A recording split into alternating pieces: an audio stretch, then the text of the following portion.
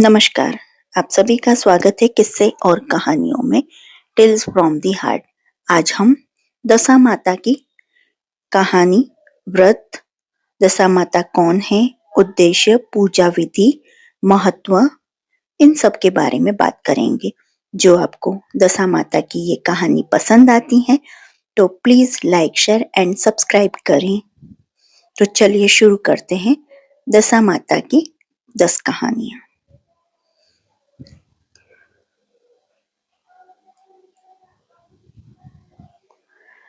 दशा माता कौन है?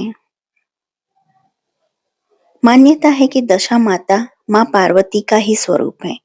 व्रत का उद्देश्य, यह व्रत घर परिवार की बिगड़े ग्रहों की दशा और परिस्थितियों को अनुकूल बनाने के लिए किया जाता है।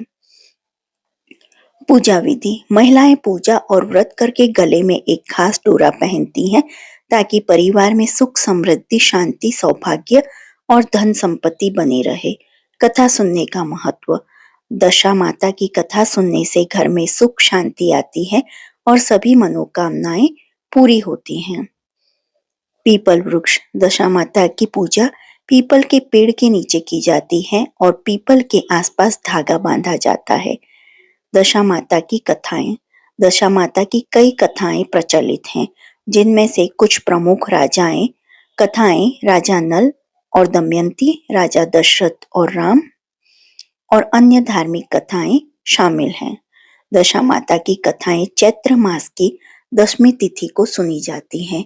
कथाएं सुनने के लाभ, कथाएं सुनने से घर में सुख शांति आती है और सभी मनोकामनाएं पूरी होती हैं।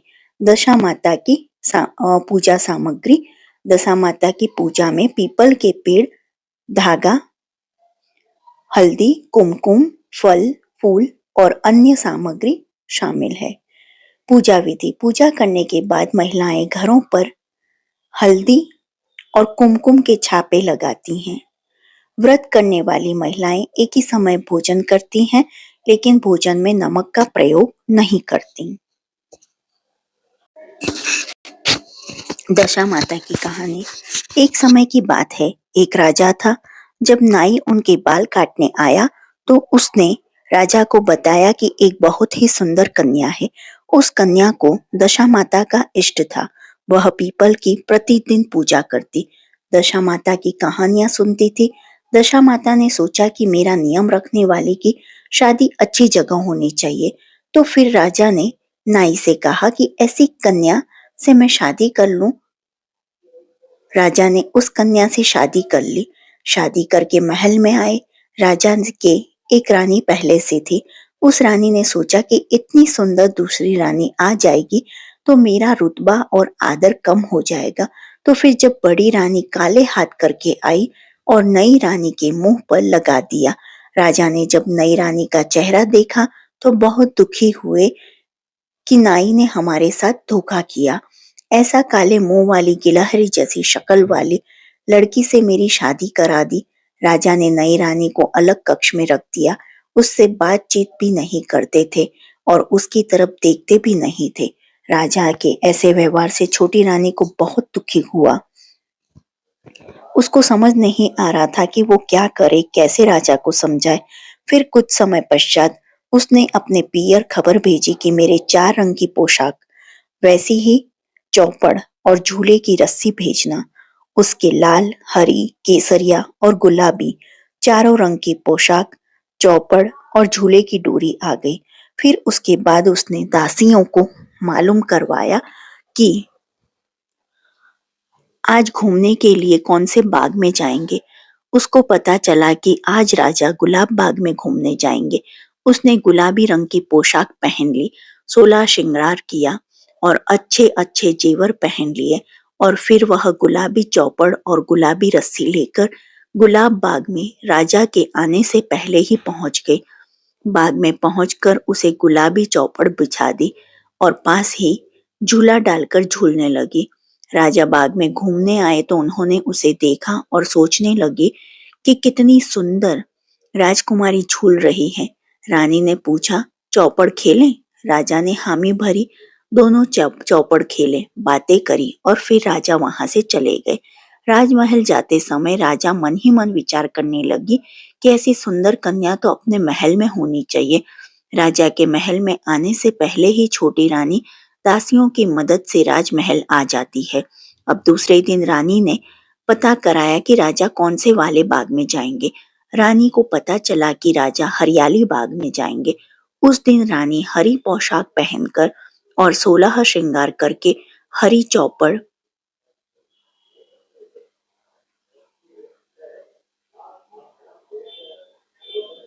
हरी रस्सी लेकर दासियों को साथ में लेकर बाग पहुंच गई। चौपड़ बिछाया, झूला लगवाया और झूलने लगी। राजा के सामने आने पर दूसरे दिन भी वह पूछती है, चौपड़ खेलें? राजा कहते हैं, खेलते हैं।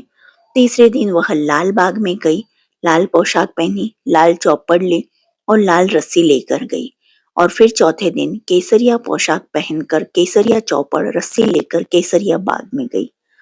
राजा उस पर बहुत ही मोहित हो गए, पर राजकुमारी को तो मालूम था, तो वो शर्माती नहीं थी। अगली रात रानी ने चारों पोशाकें, रस्सी और चौपड़ सब रानी के कक्ष के बाहर बरामदे में रख दिए और उंगली में चीरा लगाकर हाय हाय करने लगी।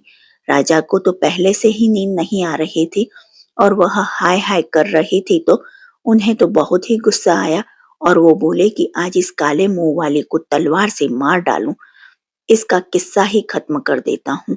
गुस्से में भरे हुए ही राजा उसके कक्ष की तरफ गए। उसके कक्ष के बाहर राजा क्या देखते हैं, चारों रंग की पोशाक, चौपड़, रस्सी पड़ी है। राजा को यह सब देखकर सोचने लगे कि यह सब तो उस राजकुमारी के हैं। वो सोचने लगे कि ये सब यहाँ कैसे आ गए। जब राजा कक्ष के भीतर पहुंचे तो उन्हें रानी को देखकर बहुत आश्चर्य होता है। जब राजा रानी से कहते हैं कि आप यहाँ, रानी कहती है हाँ। फिर राजा कहते हैं, रानी आपने हमें धोखा दिया। रानी कहती है, मैंने आपको धोखा नहीं दिया, आपने मुझे धोखा दिया। राजा कहते हैं कि तुम्हारे चेहरे पर तो गिलहरी की तरह काली लकीरें थी। रानी कहती है कि वो तो आपकी बड़ी रानी ने मुझे प्यार करते समय लगा दी थी। उसको लगा होगा कि मेरे आने से उसको काम नीति कर दोगे। छोटी रानी फिर बोलती है, मेरे तो दशा माता का इष्ट है जो दशा माता ने मेरी लाज रखी, वरना मुझे तो मरना पड़ता। राजा कहते हैं, रानी आप पूरी बात पहले ही बता देते तो आपको और हमको इतना दुख नहीं झेलना पड़ता। इसके बाद राजा ने बड़ी रानी को काम नीति कर दिया और छोटी रानी के साथ सुखपूर्वक रहने लगे। हम भी दशा माता से यही प्रार्थना करते हैं कि हे दशा माता, जैसा दुख छोटी रानी ने झेला वैसा दुख किसी को न झेलना पड़े, और जैसी कृपा आपने छोटी रानी पर की वैसी कृपा आप सब पर भी करना। जैसी लाज आपने छोटी रानी की रखी वैसी लाज हम सबकी भी रखना। दूसरी कहानी का नाम है वासक राजा। एक समय की बात है, एक ब्राह्मण ब्राह्मणी होते हैं, उनके कोई संतान नहीं होती। ब्राह्मणी होली के बाद से 10 दिनों तक दशा माता की कहानियां सुनती थी और 10वें दिन दशा माता की पूजा करती थी। दशा माँ की कृपा से